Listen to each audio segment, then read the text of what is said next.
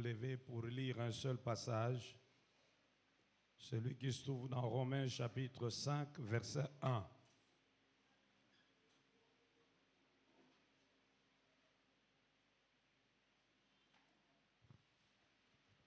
Nous lisons au nom de notre Seigneur Jésus-Christ.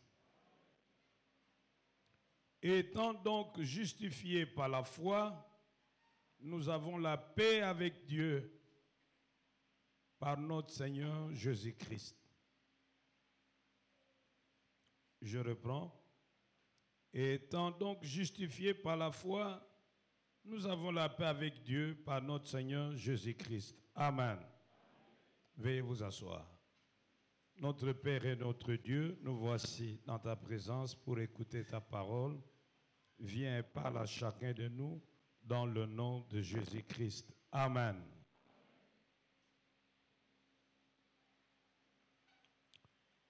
Notre séminaire pascal a porté sur la réconciliation avec Dieu.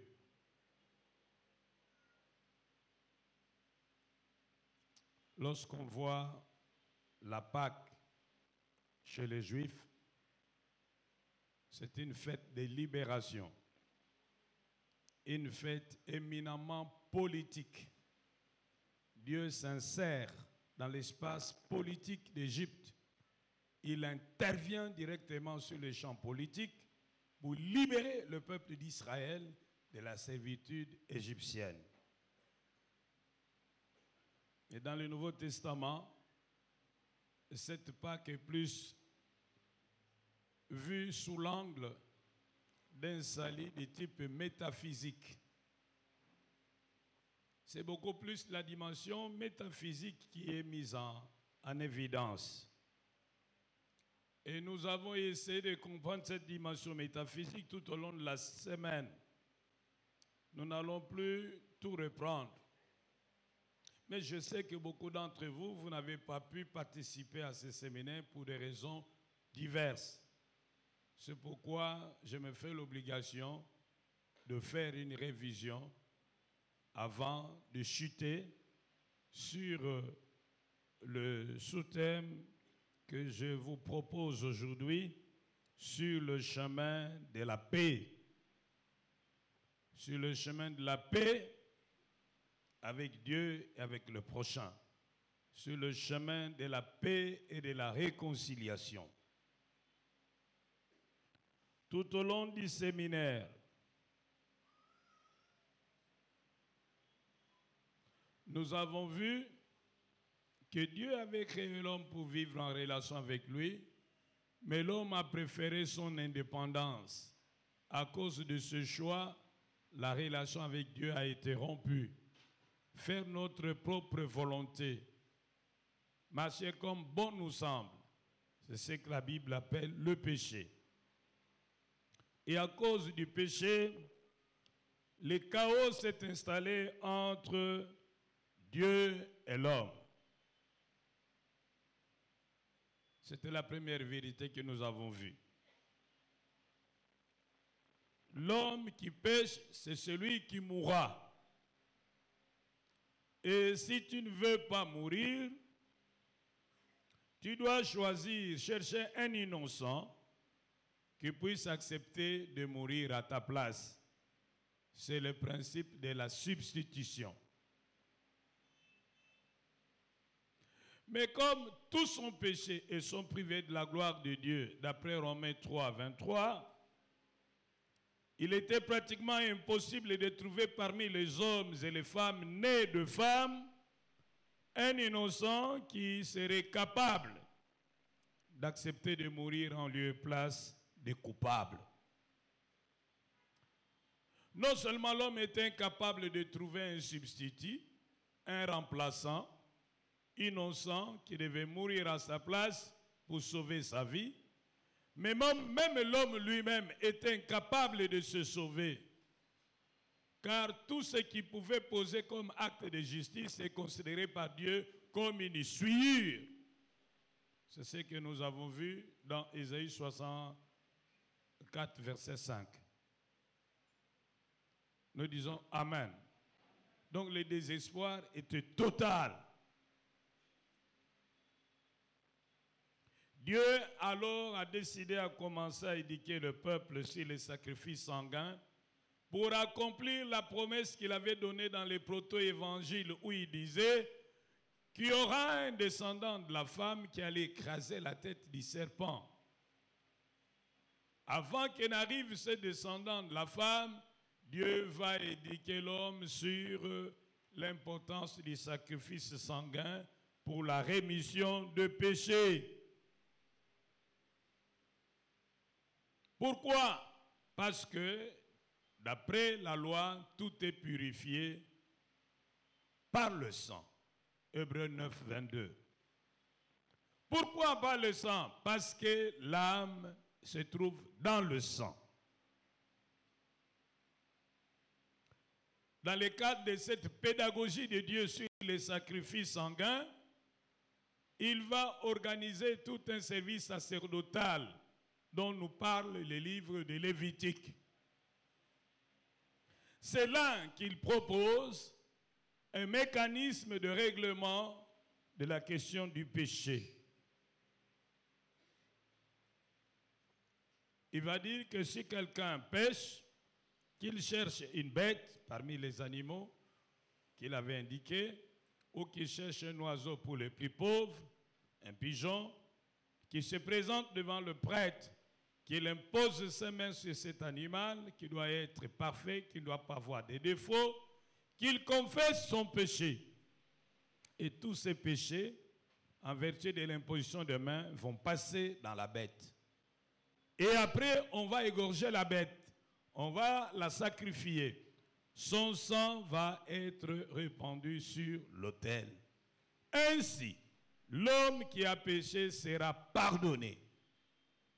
Mais ce mécanisme de règlement du péché n'était qu'un mécanisme provisoire, étant donné que le sang de bête ne pouvait pas mener à la perfection ceux qui allaient les offrir, car ce sang ne pouvait que couvrir le péché.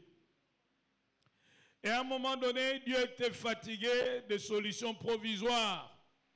Il ne voulait plus de sacrifices, il ne voulait plus de holocaustes. Il avait besoin d'une solution radicale qui devait enlever le péché. Cette solution ne pouvait pas être trouvée parmi les hommes descendants d'Adam, car tous réputés coupables. Dieu, dans son amour, a trouvé la solution en lui-même. Jésus a accepté de prendre le corps humain, de naître et de mourir à la croix. C'est comme ça que Jean va présenter Jésus. Voici l'agneau de Dieu qui ôte les péchés du... Lui, son sang ne va pas couvrir, mais son sang va enlever. Oh, dites avec moi, Amen. À la croix, Jésus a pris la place du pécheur. À la croix, Jésus a porté notre malédiction. À la croix, Jésus a porté nos péchés. À la croix, Jésus a subi notre châtiment. À la croix, Jésus a porté notre honte. À la croix, Jésus est mort de notre mort à notre place. Le châtiment qui nous donne la paix est tombé sur lui. Il a versé son sang pour nous laver du péché. Il a donné sa vie en rançon pour sauver la nôtre de la servitude du diable et du péché. Il a dépouillé les autorités, les dignités, les principautés et les esprits méchants dans le lieu céleste. Il a effacé l'acte dont les ordonnances nous condamnaient et qui témoignait contre nous. Il nous a réconciliés avec Dieu, étant devenus péchés, pour que par lui nous devenions justice de Dieu. 3 jours après, Dieu l'a ressuscité des morts et la résurrection de Jésus n'est pas une conjecture, mais une réalité, une certitude. Il y a eu des témoins avant et après la Pâque. Il y a un hérétique au IIe siècle qu'on appelait Cels. Cels disait que la résurrection de Jésus-Christ est le nerf vital de la foi chrétienne. Lorsque vous y touchez, la foi chrétienne est paralysée. C'est pratiquement ce que l'apôtre Paul nous dit dans 1 Corinthiens 15. Que si Christ n'est pas ressuscité, notre foi est vaine. Et nous sommes encore dans nos péchés. S'il n'y a pas résurrection des morts, alors mangeons et buvons, car demain nous mourrons. Et même ceux qui sont morts à cause de Christ seraient morts en vain. Mais la vérité est que Christ est ressuscité. Oh, est-ce que vous êtes là? Christ est ressuscité, que de chants joyeux font tout lieu, soit exalté. À toi la gloire et l'honneur, ô puissant Rédempteur, du sépulcre tu sortis vainqueur, Prince de vie et Prince de paix. Gloire à toi, gloire à toi, gloire à toi, gloire. Je veux qu'on reprenne ce couplet-là, cette fois-ci avec force. Christ ressuscité. Allons-y. Christ ressuscité.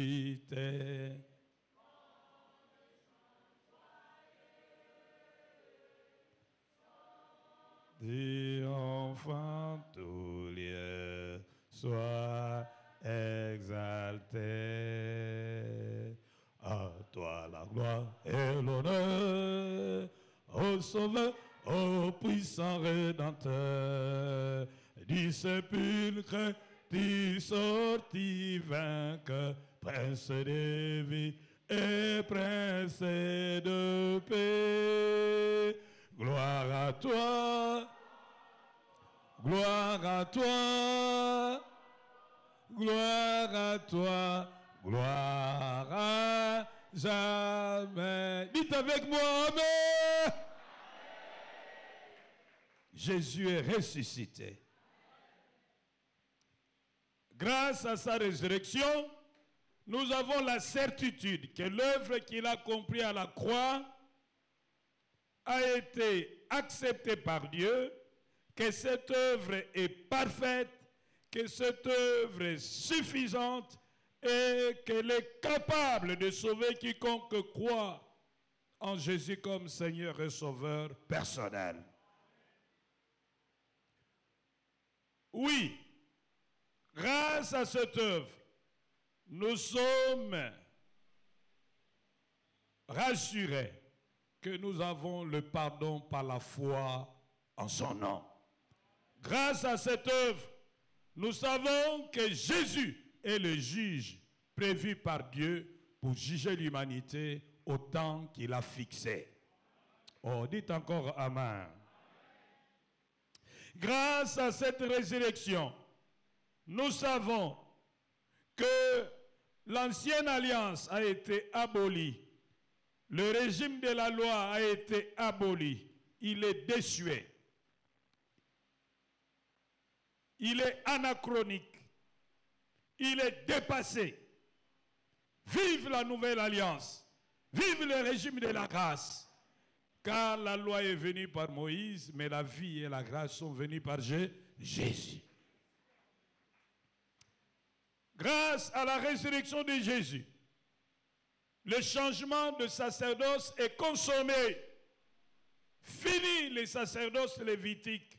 Maintenant, il a inauguré un nouveau sacerdoce, un sacerdoce universel. Car nous sommes une nation sainte, un peuple acquis, un sacerdoce royal. Afin que nous puissions annoncer les vertus de celui qui nous a appelés des ténèbres à son admirable lumière. Il a fait de nous de prêtres et de rois. Oui, grâce à la résurrection de Jésus, nous savons que Jésus est saint, car le juste ne pouvait voir la corruption. Grâce à la résurrection de Jésus, nous savons que Jésus est Dieu. Il n'est pas un simple prophète comme les autres qui sont morts et dont les os se trouvent dans leur tombe. Grâce à la résurrection de Jésus, nous avons un avocat auprès du Père qui comparait à notre place, à notre profit. Grâce à la résurrection de Jésus, Dieu nous est devenu propice. Nous pouvons l'approcher sans craindre un quelconque châtiment. Oh, dites avec moi, Amen. Grâce à la résurrection de Jésus, nous avons accès à la grâce de Dieu dans laquelle nous sommes établis. Il n'y a plus de condamnation pour ceux qui sont en jeu. Lorsque le péché abonde, la grâce sur nous devenons inattaquables. Ah, nous devenons inattaquables. Pour bénéficier de toutes ces richesses, de toutes ces bénédictions qui se déploient à la croix de Jésus, nous avons vu pendant le séminaire que nous devons nous repentir et croire, car la justification s'obtient par la foi. Mais une foi sans repentance n'en est pas une. L'ingrédient principal de la foi qui sauve, c'est la repentance. Bien-aimés, dans Romains 5, nous lisons que nous avons la paix avec Dieu. Dans 2 Corinthiens 5, 17 à 21, nous lisons que nous sommes réconciliés avec Dieu.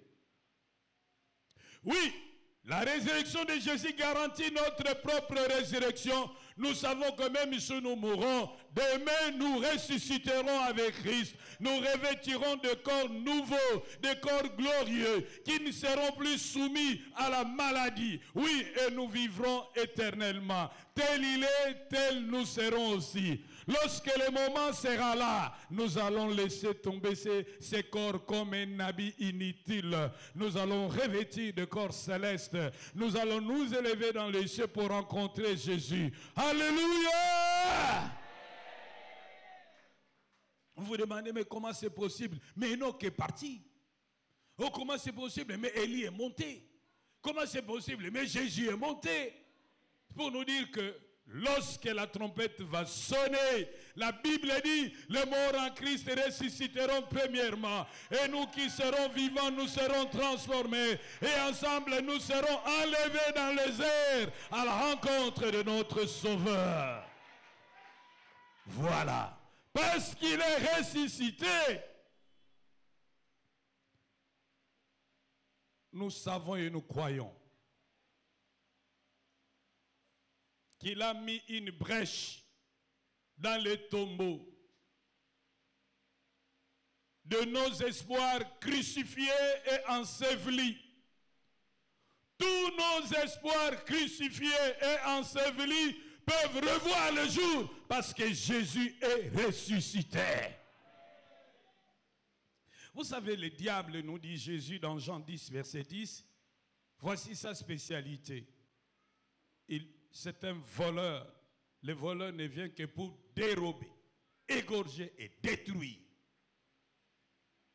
Le diable a détruit des vies. Le diable a détruit des relations. Le diable a détruit des santé. Le diable a détruit des projets. Le diable a détruit des opportunités. Le diable a créé des dégâts terribles. Après avoir détruit, il a pris ces choses, il les a enterrées. Et celui qui détenait la clé de la mort est du séjour des morts. Mais Jésus est allé dans le séjour des morts. Il a vaincu le prince de la mort. Il lui a retiré la clé. Il est sorti libre et vainqueur. Et maintenant, grâce à la puissance de sa résurrection, il peut ressusciter ta santé qui a été tuée et enterrée. L'espoir est permis. Tu peux encore voir le soleil. Malgré toutes les dispositions que le diable avait prises, il avait placé les gardes. il avait placé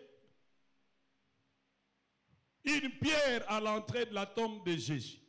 Mais lorsque le temps de Dieu a sonné, Dieu a déployé une puissance infiniment grande.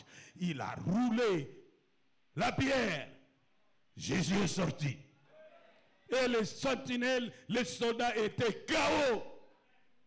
Mon frère, ma soeur, quelles que soient les dispositions que le diable aurait prises pour te bloquer, pour te maintenir dans cette situation, j'ai une bonne nouvelle pour toi. Ils vont être surpris par la puissance de la résurrection de Jésus. Leurs obstacles seront roulés, leurs soldats seront terrassés et tu verras encore le soleil. Ne perds pas d'espoir. Grâce à la résurrection de Jésus, tu peux encore sourire. Grâce à la résurrection de Jésus, tu peux encore relever ta tête. Grâce à la résurrection de Jésus, tu peux sortir de cette maladie. Grâce à la résurrection de Jésus, tu peux retrouver ce que tu as perdu. Grâce à la résurrection de Jésus, un nouveau départ est encore possible. Oui, nous ne pouvons plus désespérer. Grâce à la résurrection de Jésus, un nouveau départ est possible. Dis à ton voisin, parce qu'il est ressuscité, tu vas retrouver ce que tu as perdu. Dis-lui ça. Tu vas retrouver ça. Ces opportunités ratées, tu vas le retrouver. Ces contacts ratés, tu vas le retrouver. Ces bonnes relations détruites, elles vont être restaurées. Jésus est ressuscité.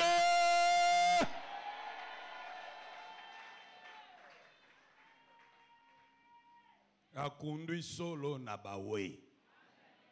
Nous disons bien Amen. Ne désespère pas. Tu peux encore voir le soleil. Tu peux encore voir clair dans tes affaires. Tu peux encore voir clair dans tes relations. Tu peux encore vivre plus longtemps que les médecins l'ont prévu. Parce que Jésus est ressuscité. Il a mis la vie en évidence. Oh, dites avec moi Amen. Parce qu'il est ressuscité, la malédiction n'a pas d'emprise sur toi. Parce que Jésus est plus fort que ton père. Oh, Jésus est plus fort que ton oncle. Jésus est plus fort que ta tante paternelle. Jésus est plus fort que ton ennemi. Ils peuvent se liguer, se battre contre toi. Tu vas les tailler en pièces. Car Jésus est ressuscité.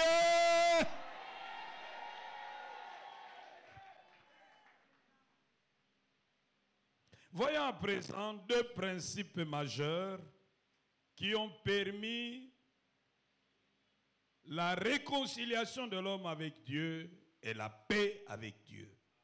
Deux principes majeurs qui ont permis la paix et la réconciliation de l'homme avec Dieu. Parlons d'abord de la paix. La paix, c'est une relation harmonieuse et correcte entre deux personnes. Et d'après la Bible, la paix s'impose aux chrétiens comme faisant partie de son caractère.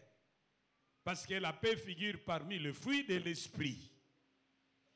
Mais la paix s'impose également aux chrétiens comme un mandat divin, comme sa mission.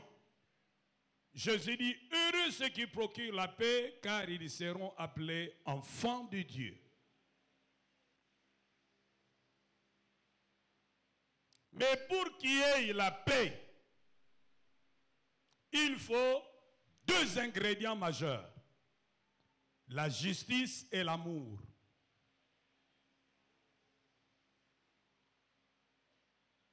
La justice et la paix sont liés. Dans Ésaïe 22, verset 17, la Bible dit, l'œuvre de la justice sera la paix, et le fruit de la justice, le repos et la sécurité pour toujours. Si nous voulons vivre en sécurité, nous avons besoin de la justice. Si nous voulons vivre en paix, une vraie paix, nous avons besoin de la justice. Une paix qu'on obtient en dehors de la justice n'est qu'une fausse paix. Dans Jacques 3, verset 18, la Bible dit, Jacques 3, verset 18, le fruit de la justice est sémé dans la paix par ceux qui recherchent la paix. Pour qu'il y ait paix entre Dieu et l'homme, Dieu n'a pas décrété une amnistie en faveur du pécheur. Il a plutôt jugé les péchés et puni les pécheurs en Jésus-Christ.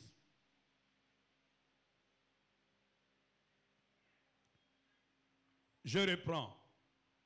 Pour qu'il y ait paix entre l'homme et Dieu, Dieu n'a pas décrété une amnistie. Il n'a pas dit nous tournons seulement la page. Non.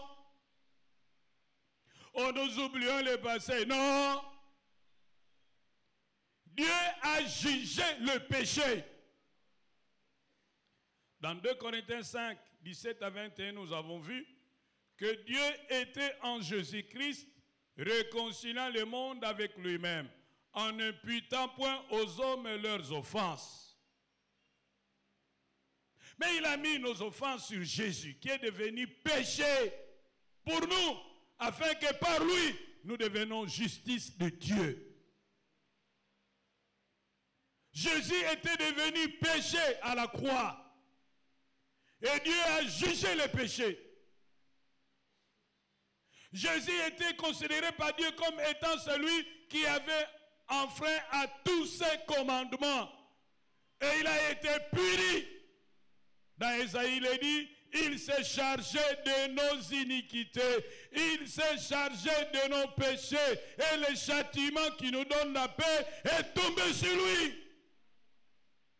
Dieu ne pouvait pas agir autrement, car dans Exode 34, verset 7, il est dit qu'il ne peut pas tenir le coupable pour innocent. Sa justice l'oblige à punir les péchés et les pécheurs. Et il l'a fait en Jésus-Christ, qui est mort à la croix pour nos péchés. Oh, dites avec moi, Amen. Quel sauveur merveilleux je possède, qui s'est sacrifié pour moi. Et sa vie innocente, il la cède, pour mourir sur l'infâme bois attaché. Ouais, pour moi attaché. Et pour moi, il a pris mon péché, il m'a délivré, attaché à la croix pour moi. Au nom de la justice, il ne faut pas tenir les coupables pour innocents. Et dans le cas d'espèces de notre pays, tant que nous serons complaisants et indulgents envers ceux qui pêchent contre Dieu et contre la République démocratique du Congo, il n'y aura pas de vraie paix au Congo.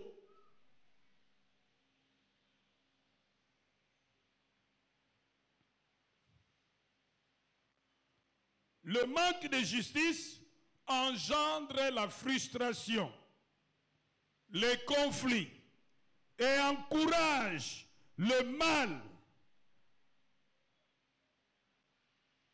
Et peut même provoquer les gens, pousser les gens à se faire justice. Alors en ce moment-là, nous versons dans un état nature. Par contre, la justice équitable décourage les pécheurs contre l'amour. Mais cette justice que nous voulons équitable doit se faire dans l'amour, autrement elle deviendra une tyrannie. Bien-aimés dans le Seigneur, la justice est la fondation de toute paix. L'obstruction à la voie de la justice mène au conflit et nous engage dans un cycle infernal de violence. Si nous voulons la paix, nous devons toujours être du côté de la justice. Dites à ton ami, si tu veux la paix, tu dois soutenir la justice. Dis-lui ça. Si nos dirigeants veulent la paix, ils doivent soutenir la justice. Les négociations, les amnisties ne vont rien arranger. Elles ont montré toutes leurs limites.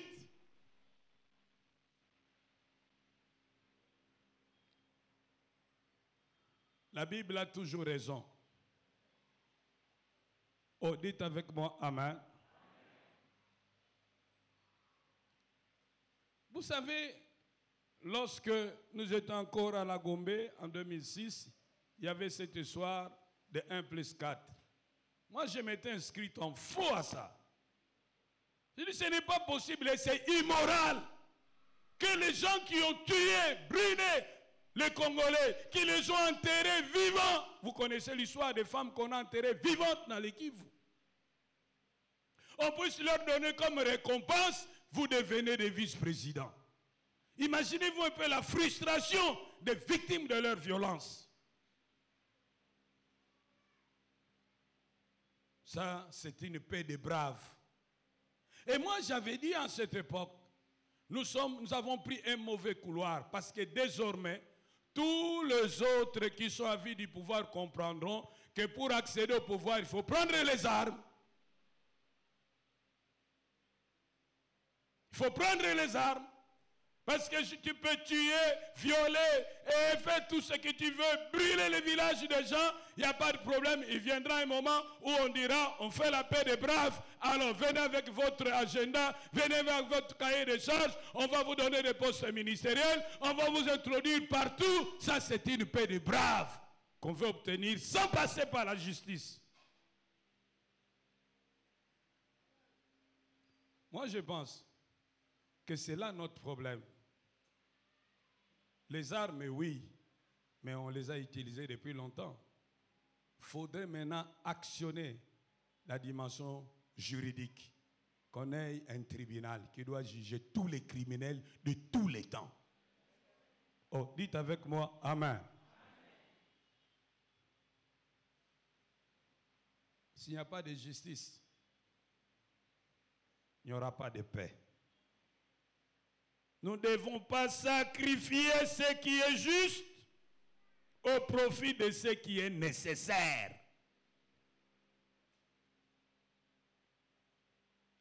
Nous ne devons pas sacrifier ce qui est juste au profit de ce qui est nécessaire. La paix est une nécessité, mais nous ne devons pas la prendre au détriment de la justice. Sinon, nous allons recommencer le même cycle. Oh, dites avec moi, Amen. Je ne vous entends pas, dites bien, Amen. À part la justice, nous avons besoin d'un deuxième ingrédient, l'amour, pour rétablir la relation avec nous et restaurer la paix. Dieu a actionné l'amour. Dieu a donné Jésus, son agneau, pour enlever les péchés et nous libérer de la servitude de Satan. Le fait qu'il ait donné son enfant, c'est une expression d'amour. Et dans Jean 3, verset 16, il est dit, « Car Dieu a tant aimé le monde qu'il a donné son Fils unique, afin que quiconque croit en lui ne périsse point, mais qu'il ait la vie éternelle. » Non seulement le Père nous a aimés, mais le Fils nous a aussi aimés. Il dit dans Jean 15, verset 13, il n'y a pas de plus grand amour que de donner sa vie pour celui qu'on aime. Jean 15, verset 13. Il n'y a pas de plus grand amour que de donner sa vie pour celui qu'on aime. Oh, dites avec moi, Amen.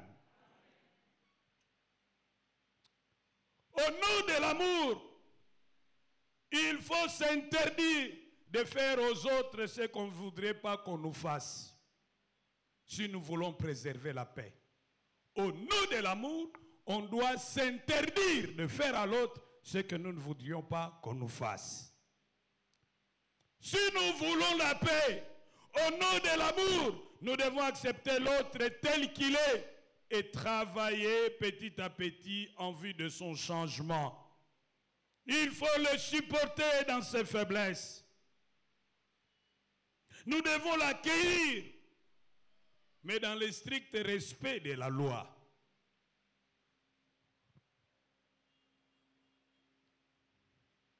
La Bible ne dit pas que Dieu a attendu que nous abandonnions le péché pour nous aimer. La Bible dit, dans Romains 5, verset 8, mais Dieu prouve son amour envers nous en ce que lorsque nous étions encore dans le péché, Christ est mort, bien plus il est ressuscité.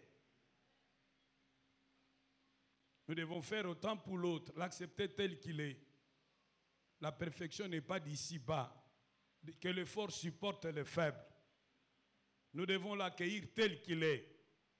Mais lorsque nous accueillons l'autre, et surtout lorsqu'il est étranger, nous devons le faire avec prudence et responsabilité. Nous ne devons pas accueillir l'étranger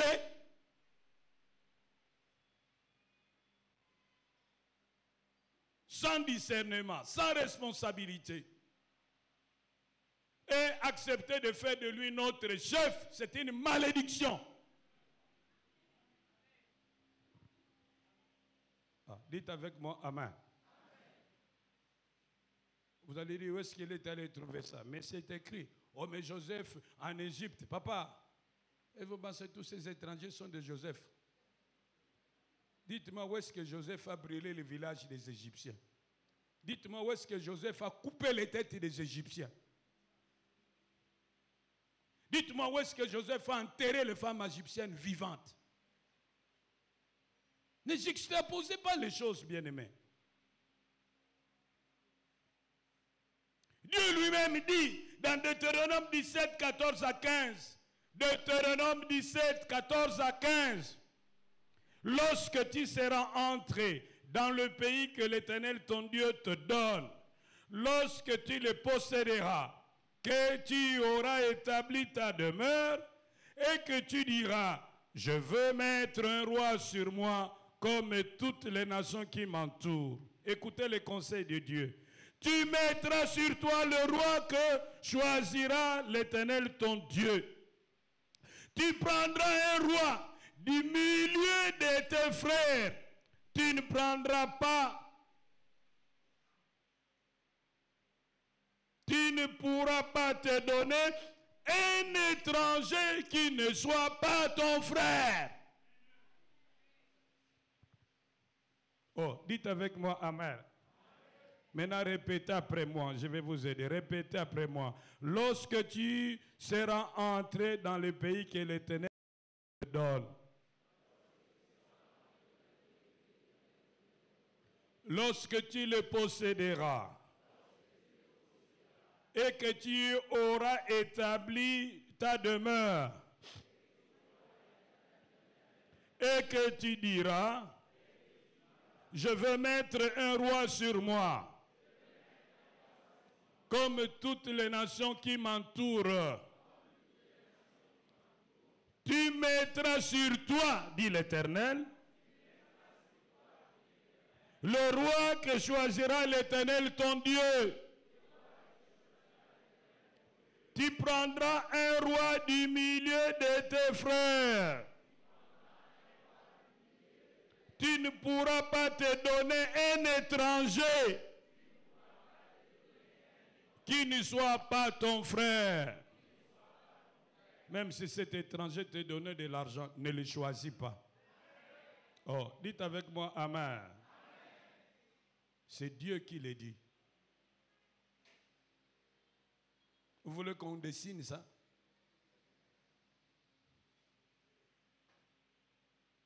Vous n'êtes pas plus sage que Dieu. Dieu sait pourquoi il a dit ça. Et chaque fois que nous franchissons la limite que Dieu fixe, nous payerons un prix fort. Oh, dites avec moi, Amen. Nous avons vu comment établir la paix, la justice et l'amour sont des voies obligées. La justice et l'amour sont des voies obligées. Justice. Ceux qui agissent mal doivent être arrêtés, jugés, condamnés. Pas une justice à double vitesse. Une justice pour les forts, une justice pour les faibles. Ce n'est pas une bonne justice.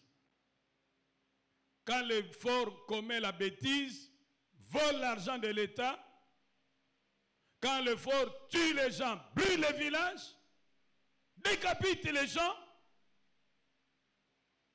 on ne fait rien. Une justice qui est comme un chien muet qui ne sait pas aboyer face aux violations massives des droits de l'homme. Ça, ce n'est pas une justice. Mais une justice qui crie de toutes ses forces quand il s'agit d'une faute du faible. Ce n'est pas ce genre de justice. La justice, ce n'est pas la tête du client, mais une justice vraiment juste. Ah, une justice vraiment juste. Ah, une justice vraiment juste.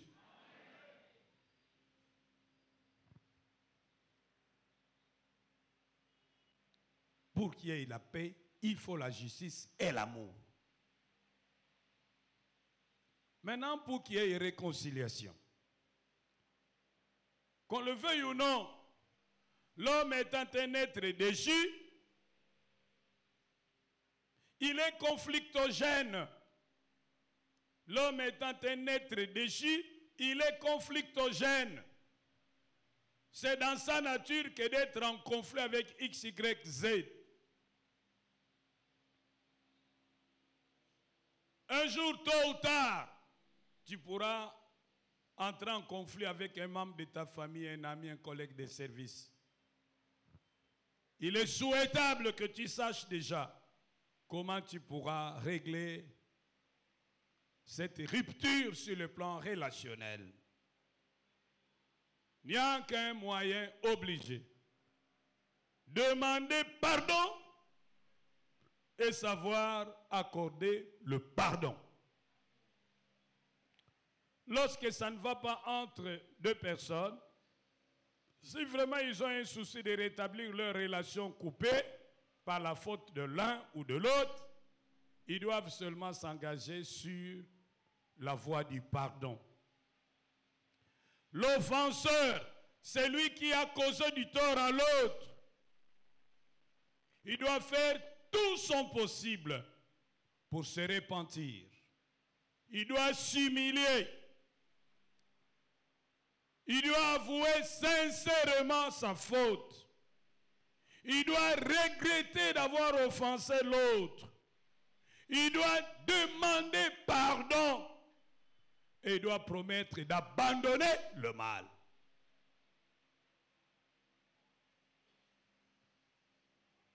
Bien-aimés, lorsque vous ne savez pas demander pardon avec un cœur brisé, avec contrition, vous risquez de faire plus de mal que de bien.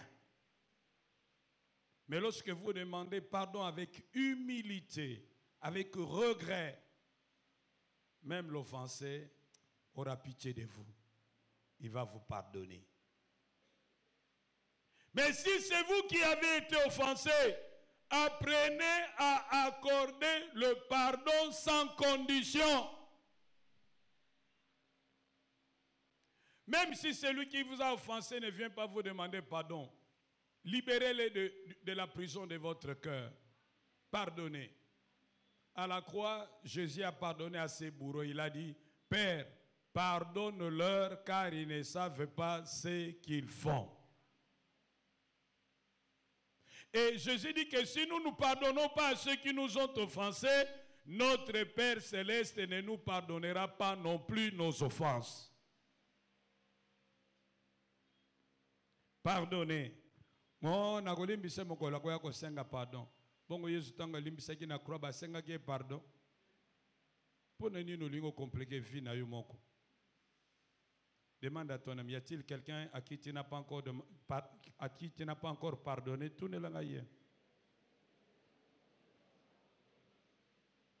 Qu'est-ce que tu attends pour lui accorder ton pardon? Pose-lui cette question.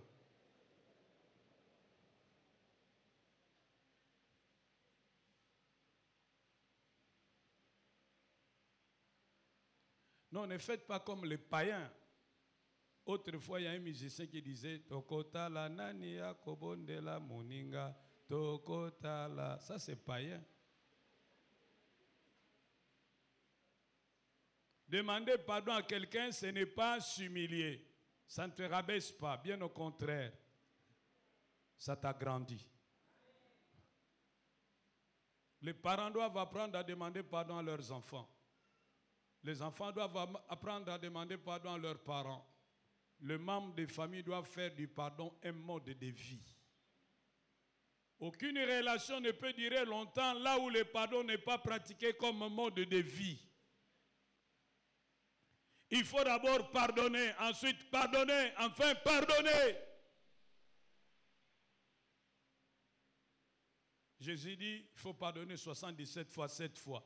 Il voulait simplement dire pardonner à l'infini. Oh, dites avec moi, Amen. Qu'est-ce qu'il t'a fait, ton mari, et que tu n'arrives pas à pardonner? Qu'est-ce que ta femme t'a fait et que tu n'arrives pas à pardonner? Toi, tu penses que tu es le premier à subir ce tort. Dieu est capable de te trouver une femme qui te dira, mon mari a fait pire que toi, mais j'ai pardonné. Pourquoi tu ne veux pas pardonner? Alors, si tu ne veux pas pardonner, ne pêche plus.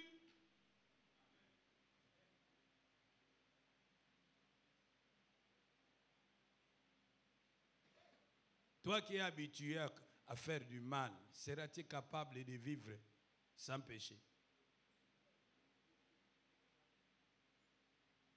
Dis à ton voisin, Limbisaye. Dis Limbisaye. Ah, tu ne le dis pas bien, ma soeur. Tu sais quoi ton frère l'a dit, lui, Limbisaye. Au fond de ton cœur, tu te dis, pasteur Azol, baby, lobe la gaga Limbisaye. Yebi pasine na mona. Ozomi bo mayo moko. Oui, c'est vrai comment tu es en train de discuter le bataille, fioto, Limbisaye. Yo imagamuni ne sala surtout yo so ba sala ngo Limbisa. Baba. Ah, c'est la Limbisa, il va de Limbisa.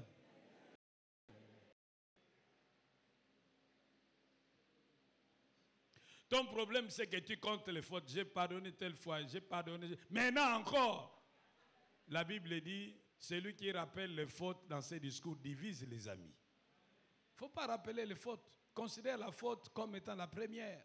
Donne à l'autre une seconde chance. Ne sois pas plus sévère que Dieu. On a attrapé cette femme en flagrance délit d'adultère.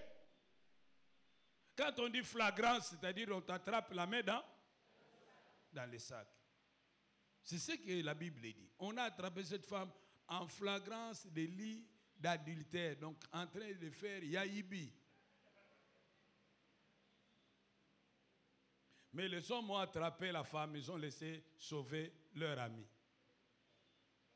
Et ils avaient les pieds pour lapider cette femme.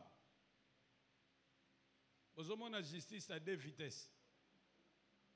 On laisse partir l'homme, mais on attrape la femme. On l'amène chez Jésus. Et Jésus dit, qui de vous n'a jamais commis un péché, qui le lapide le premier? Et commence à écrire. Moi, je me suis toujours dit, si c'était moi à la place de Jésus, j'allais leur dire, allez chercher l'homme, si c'était vraiment un cas de flagrance. Mais Jésus s'est dit, comme vous avez sauvé l'homme, moi je vais aussi sauver la femme.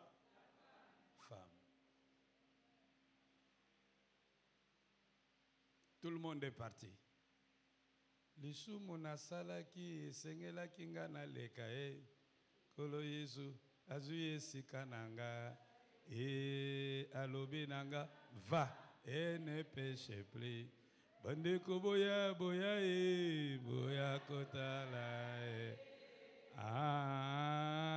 azana bomoye Nkolo Yesu inga soni Yesu akabelinga bo boya boya boya kotala azana bomoye Nkolo Yesu alongolinga soni akabelinga bomoye. Donne à l'autre une seconde chance.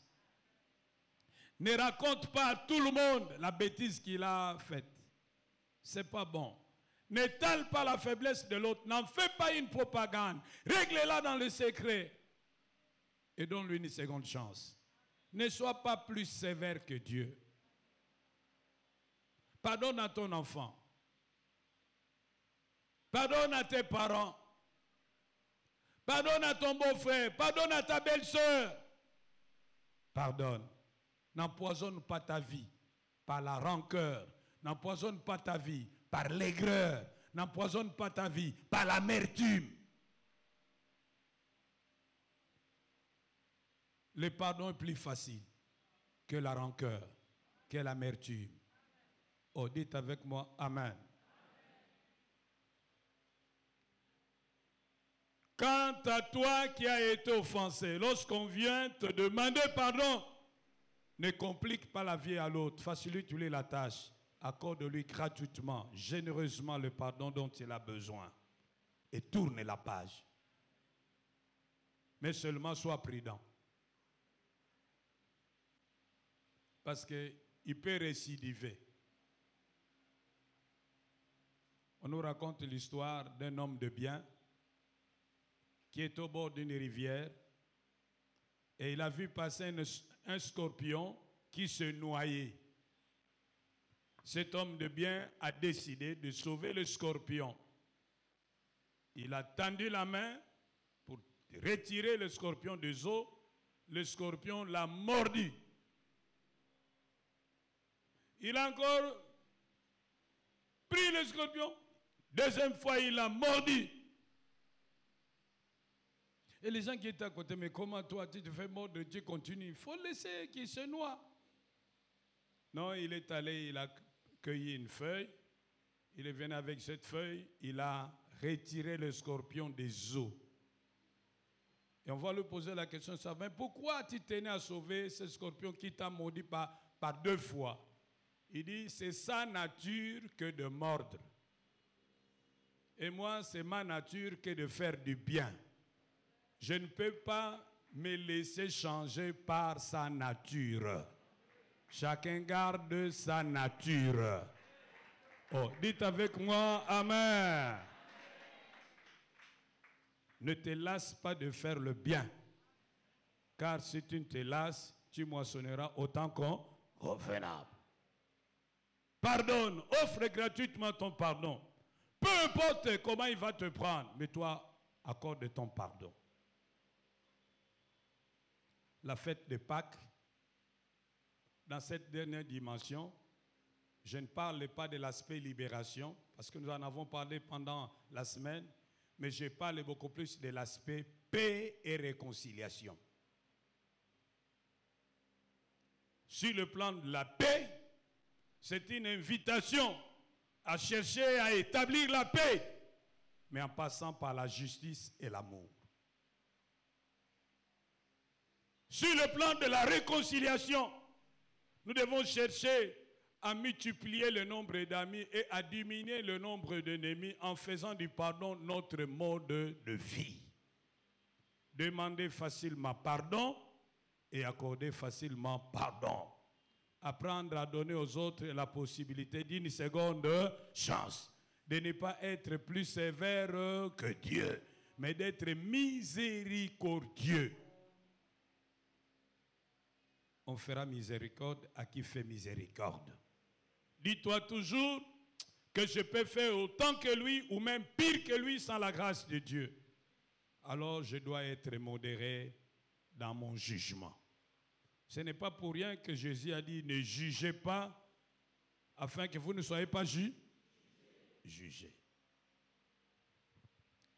Y a-t-il quelqu'un que tu as offensé et à qui tu n'as pas encore pardonné? Veux-tu lui accorder le pardon comme Jésus l'avait fait à ses bourreaux? Si oui, lève-toi.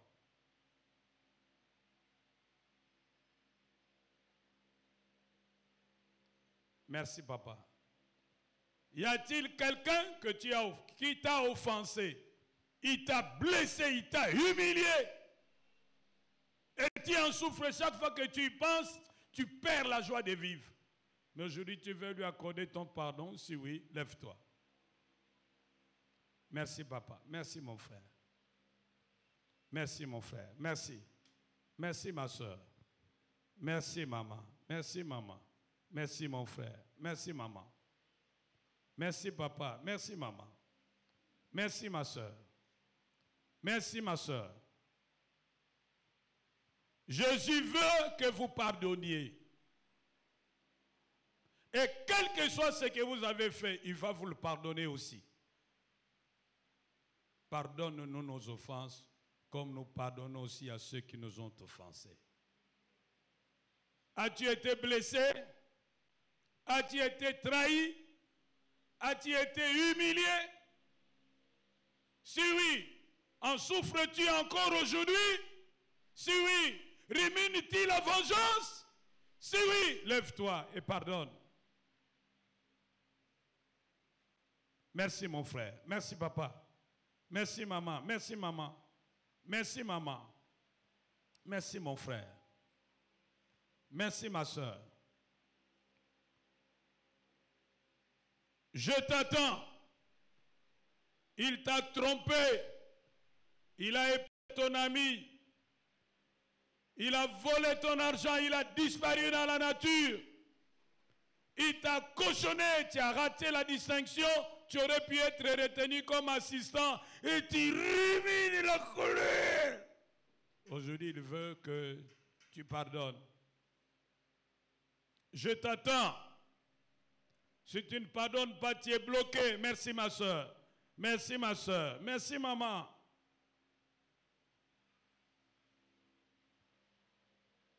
Tu dis, mais je ne saurais pas. Jésus dit, est-ce que tu veux? Si tu veux, lui te rendra capable de pardonner. Veux-tu pardonner? Je ne dis pas peux-tu pardonner. Je dis, veux-tu pardonner? Si oui, alors lève-toi, je t'attends. Il t'a mal coté. C'est pourquoi tu n'as pas été promis. Il a lié les gens pour la prime, alors que toi aussi tu avais souffert pour ce travail. Il t'a ignoré. Tu es allé les voir, il t'a engueulé, il t'a chassé comme un chien pourri. Et tu rumines la vengeance. Lève-toi, je t'attends. As-tu été injustement accusé? Comment tu réagis à ces accusations infondées? Merci ma soeur. Veux-tu pardonner? Veux-tu pardonner?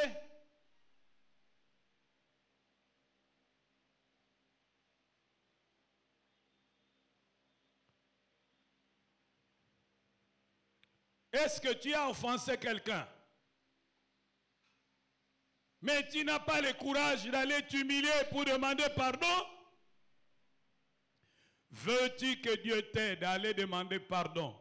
Si oui, lève-toi. C'est maintenant que tu dois lui demander pardon parce que demain il risque d'être incontournable pour toi.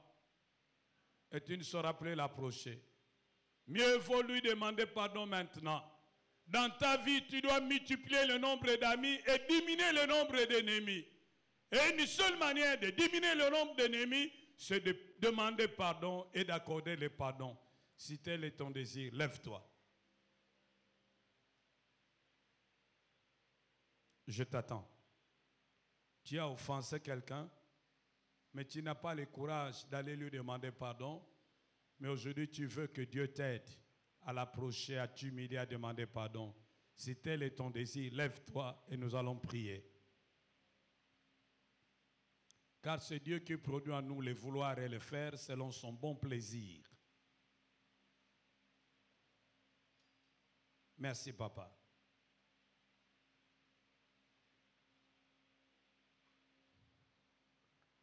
Maintenant, toi qui t'es levé, incline ta tête. Et je te laisse le temps de parler à ton Dieu. Parle-lui toi-même.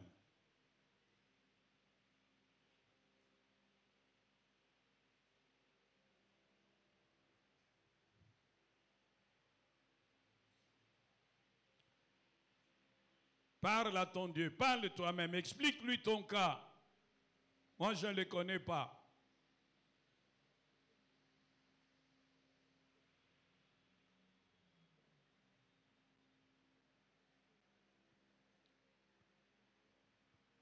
L'amour excuse tout. L'amour supporte tout. Si vraiment l'amour de Dieu est dans ton cœur, tu seras capable de tout excuser. L'amour de Dieu, de loin s'y passe.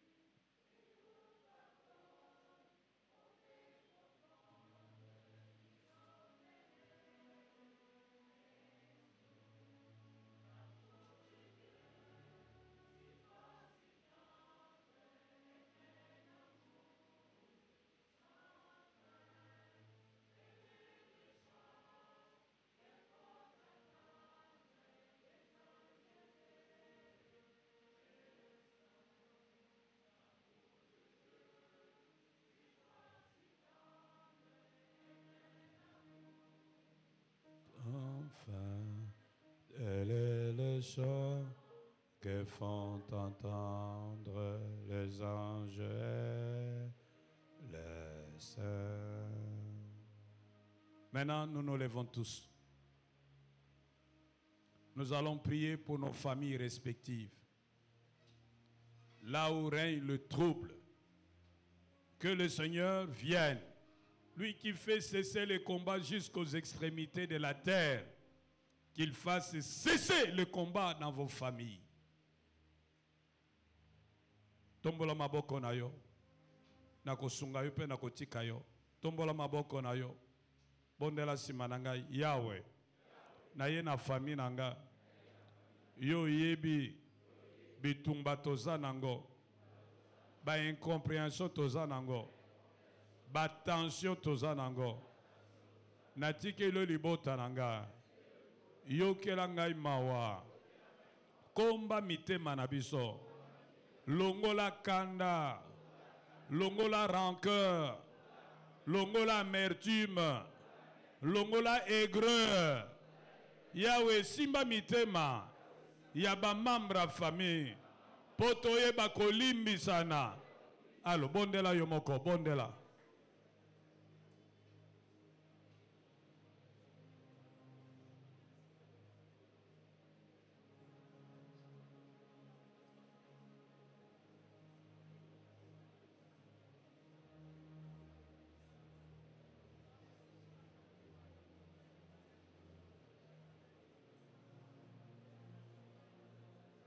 Bondela, bondela.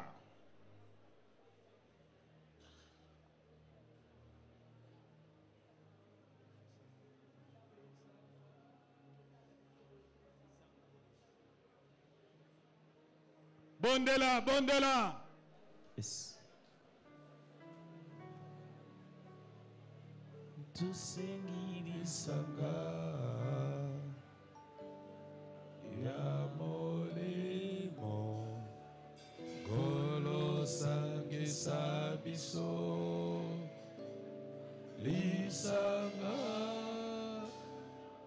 tusengele sanga ya Masia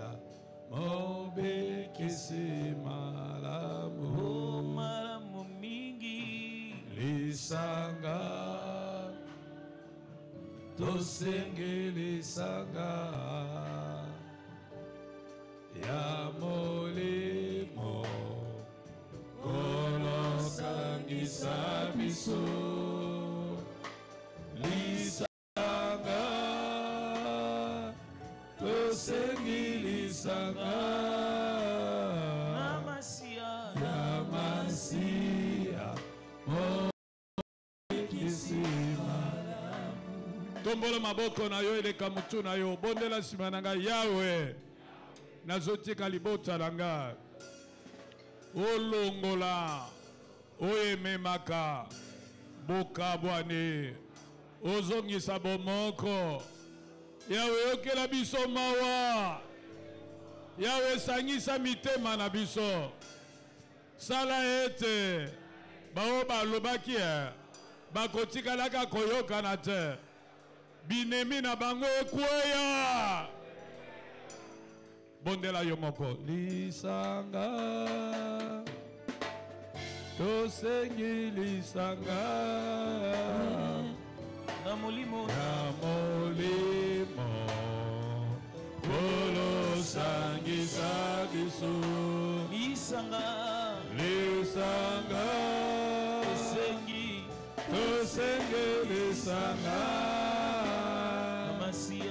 ya masia mobikisi malamu mingi lisanga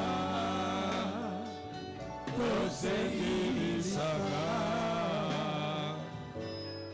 na molimo kolosangisa biso lisanga tosengelisanga ya masia mobikisi malamu. Amen. Et puis encore